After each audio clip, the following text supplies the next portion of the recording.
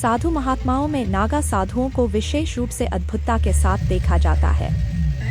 महाकुंभ, अर्धकुंभ और सिंहस्थ कुंभ जैसे धार्मिक मेलों के अवसर पर नागा साधुओं की उपस्थिति एक महत्वपूर्ण आकर्षण होती है, लेकिन कुंभ के बाद इन्हें देख पाना बहुत कठिन होता है।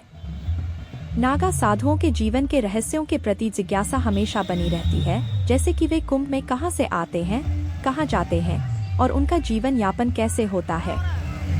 हम इन रहस्यों को उजागर करने का प्रयास करेंगे और नागा साधुओं के जीवन को समझने की कोशिश करेंगे।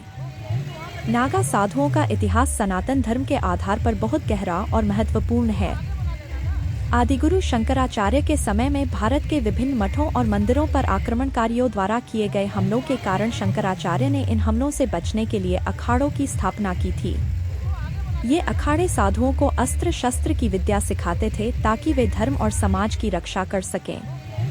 नागा साधुओं का अस्तित्व इस परंपरा का एक अभिन्न हिस्सा है और उन्होंने समय समय पर धर्म की रक्षा के लिए कई संघर्ष किए हैं। नागा साधुओं का जीवन केवल तप और साधना तक ही सीमित नहीं है, बल्कि वे अपने धार्मिक कर्तव्यों के लिए युद्ध भी लड़ते हैं। इतिहास में नागा साधुओं ने धर्म की रक्षा के लिए अहमद शाह अब्दाली जैसे आक्रमणकारियों का सामना किया।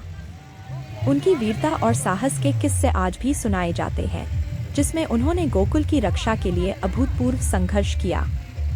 इस प्रकार नागा साधुओं का जीवन हमें यह सिखाता है कि धर्म और समाज की रक्षा के लिए संघर्ष करना भी एक महत्वपूर्ण कर्तव्य है। नागा साधु किसी न किसी अखाड़े या आश्रम से जुड़े होते हैं, लेकिन कुछ साधु तप के लिए हिमालय की ऊंचाइयों में भी निवास करते हैं।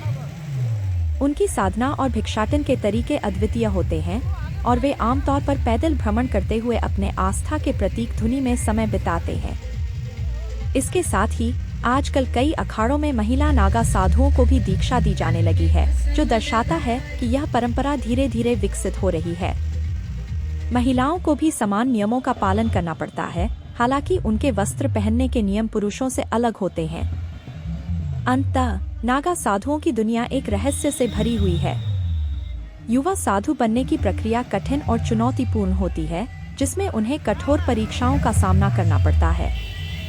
केवल 1 साल की कठिन मेहनत और इच्छाओं पर नियंत्रण पाने के बाद ही वे इस उच्चतम अवस्था को प्राप्त कर सकते हैं। नागा साधुओं का जीवन, उनकी तपस्या और उनका त्याग हमें यह सिखाता है कि जीवन का असली अर्थ आंतरिक शांति और संतोष में निहित है।